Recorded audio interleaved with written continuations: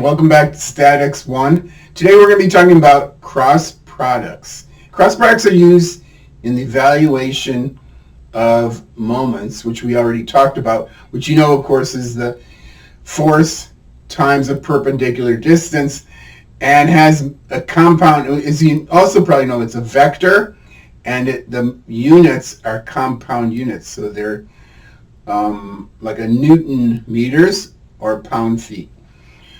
And before I get into cross product, which is, as I said before, intimately related to the evaluation moment, I just want to quickly review what a dot product is. And just to contrast, because there is frequently confusion between a dot product and the cross product. Dot product results in a scalar, and a cross product results in a moment. So a dot product, as we have talked about before, is a way of multiplying vectors.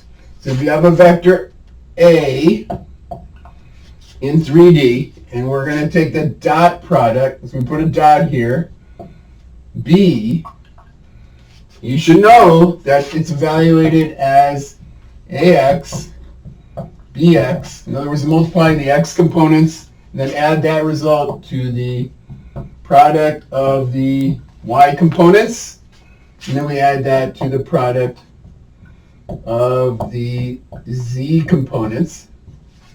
And all this is equal to the magnitude of A times the magnitude of B times cos theta, where theta is the angle between A and B.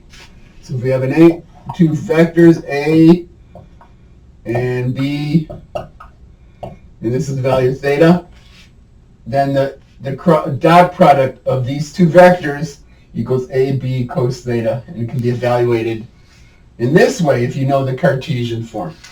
Okay, so that's a dot product, and its result is a scalar, not a moment. Okay, so now we're going to be talking about a cross product, which is kind of a different animal. And the result of a cross product, if we take A cross B, is going to result in a scalar. So A cross B,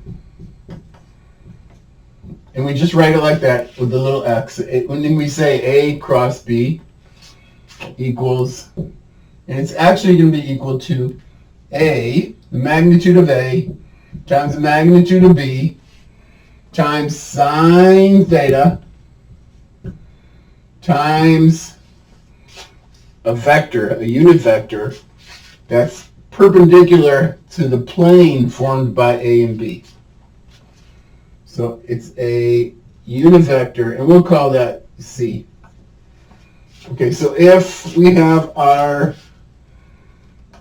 X, Y, Z space, and so here's our X, Y, Z space.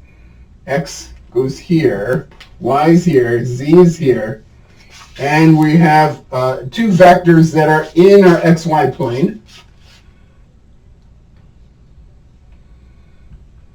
Imagine that these vectors are perpendicular to our XY plane. Then the vector you see, it's a unit vector that would be in the perpendicular in the Z direction, because that's perpendicular to the XY plane. There's my UC vector, and this is A. We got to get the direction right, because A cross B is not the same as B cross A. So it's the opposite direction.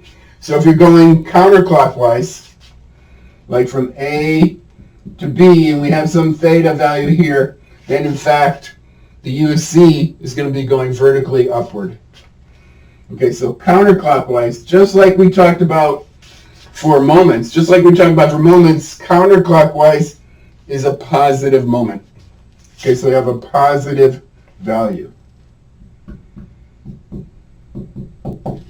Right, so keep that in mind. If we had reversed these, and if this one was A and that one was B, and you had a clockwise rotation, then UC would be vertically downward, still parallel to the z-axis, but downward instead of upward out of the page.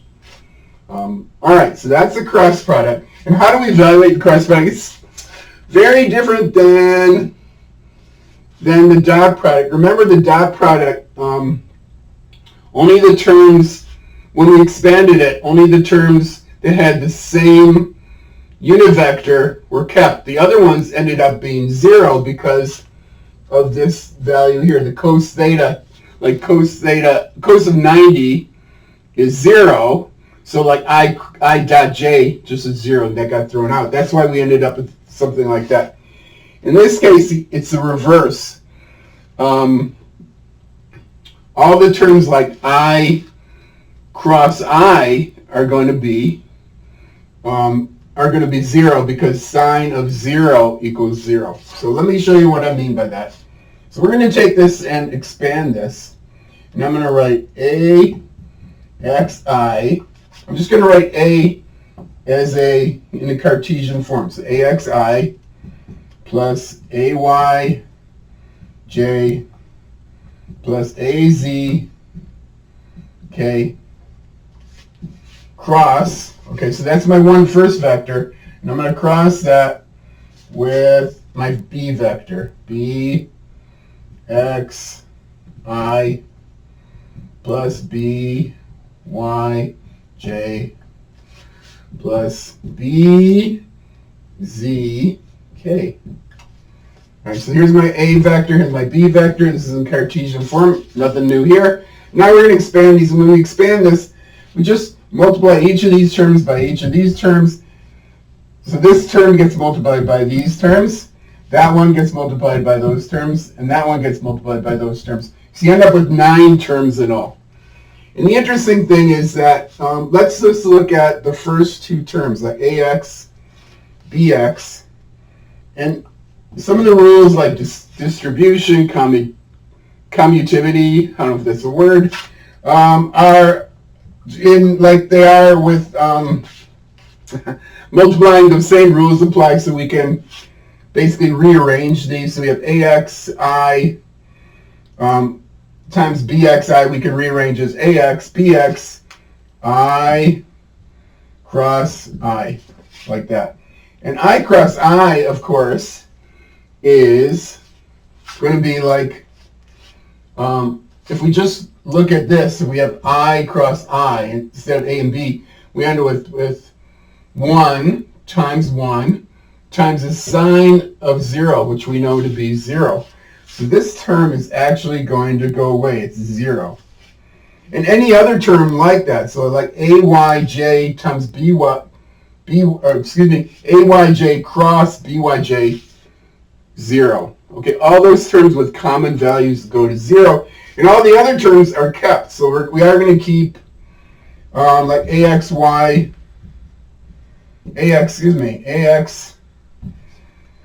times BY times I cross J. So what is I cross J? In this case, I cross J, again, we're going to look at our definition of a cross product. So I cross J is going to be, it's like if we put I here, J here, and actually let me write it over here. So we have I cross J. Okay, we're crossing 2 unit vectors. This one's parallel to the x-axis, this one's parallel to the y-axis. And it's going to be equal to the magnitude of I, which is 1, times the magnitude of J, which is 1.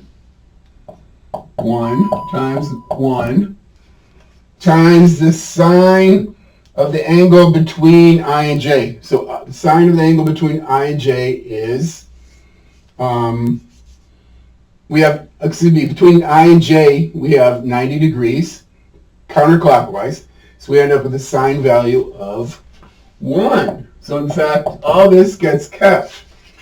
And then we multiply by a unit vector in the basically perpendicular direction, which happens to be perpendicular to the plane formed by I and J is K, right? The Z vector.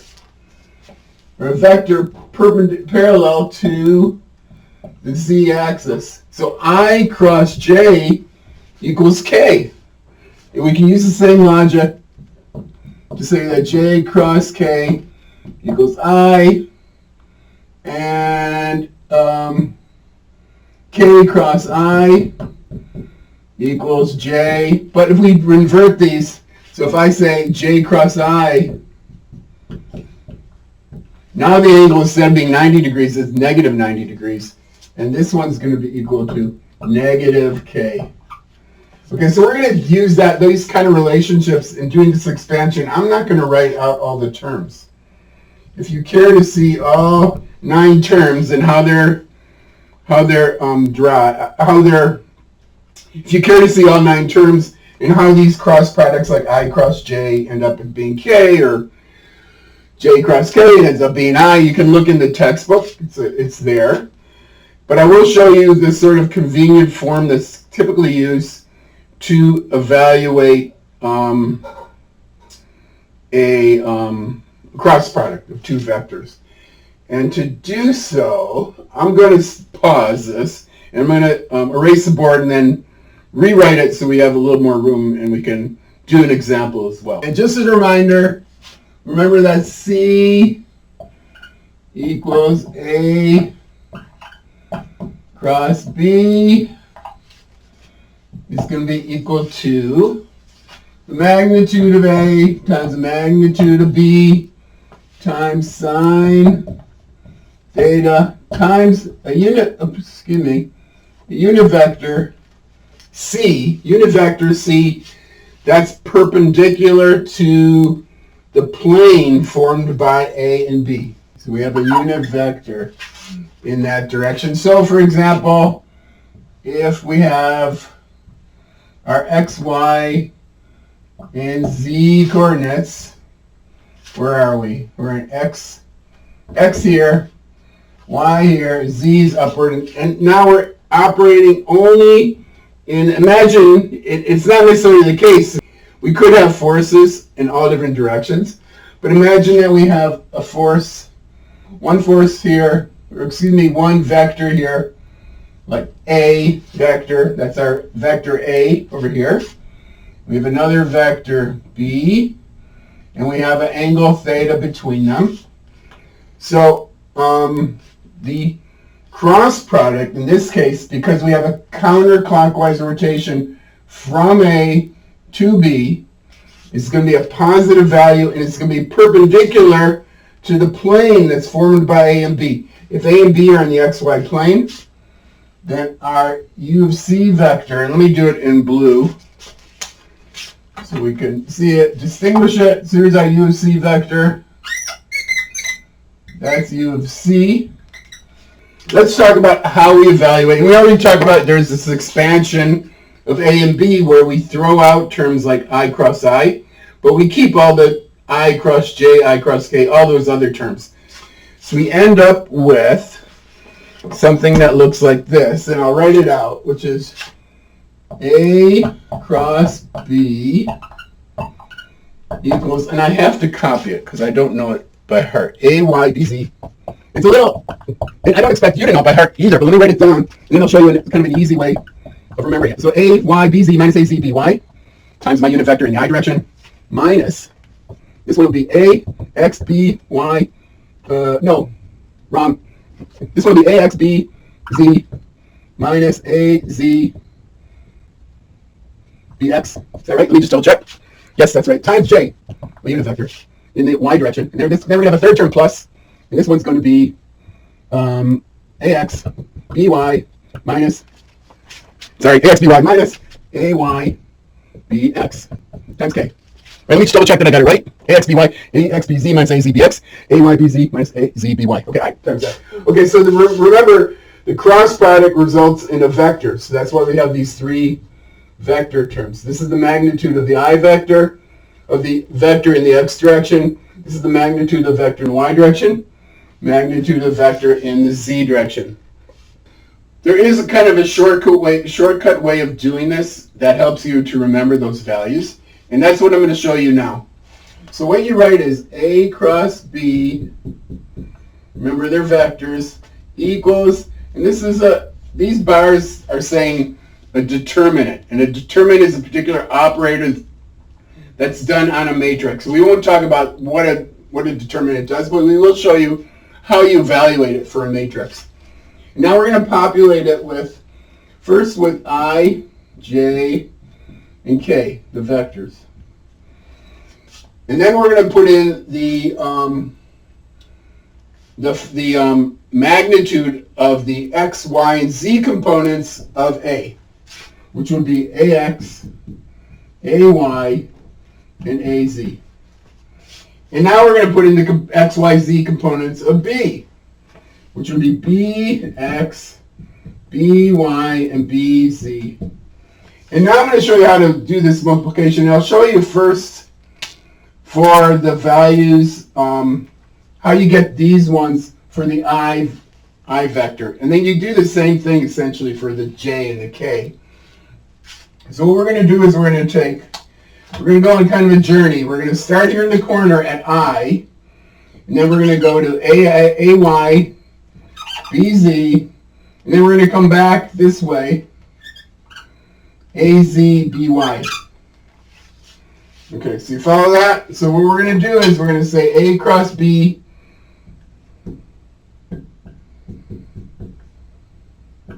so the first terms are all I terms, and it's going to be AY times BZ, and then you put in a minus sign, and then you end up with AZBY.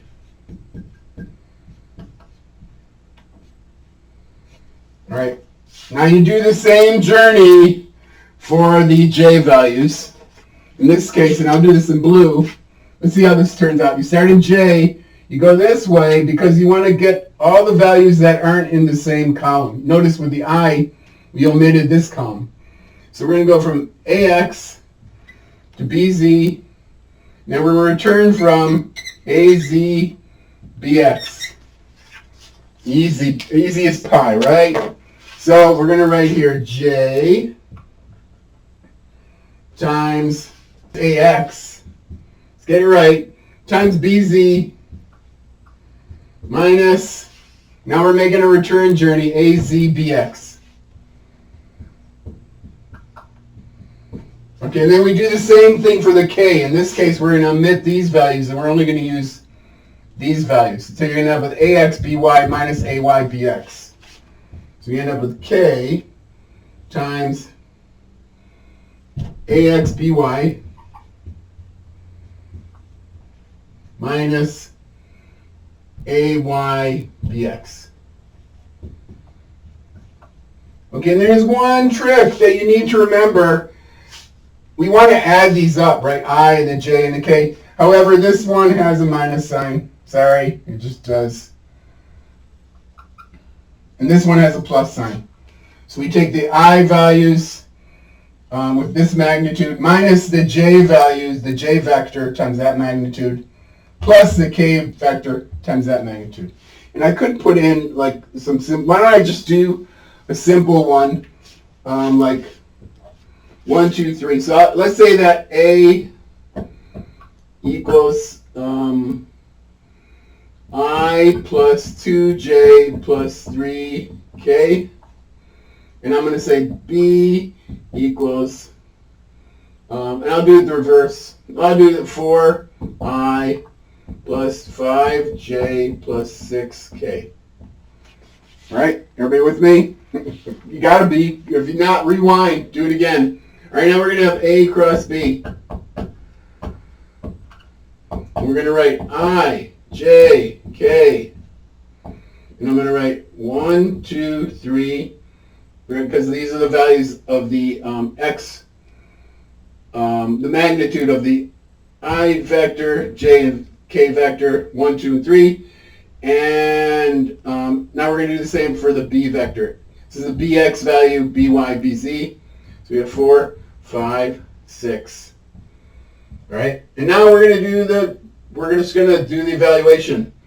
So it equals I times 2 times 6, which I'll just write the values, 12, minus 3 times 5, which is 15.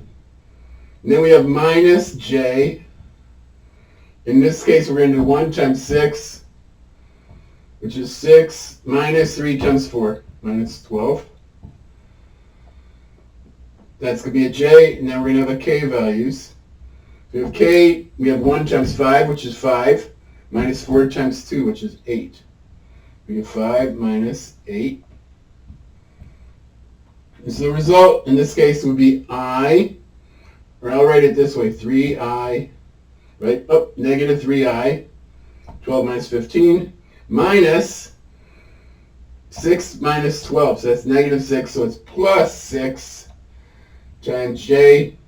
And then we have 5 minus 8, which is negative 3, times k, so we end up with minus 3k. So that's just a quick example showing you how to actually do this when you have actual numbers. So now you know how to evaluate the cross product. And now next time we're going to talk about how we use cross product in the evaluation of moments, where one of these vectors is going to be a position vector, and the other one is going to be a force vector. And then we have the angle between those two vectors, the values. And then we can use the cross product of those two to evaluate the moment that results from that force, or from the application of that force. So if you have any questions on this, please email me, and I will see you next time in class.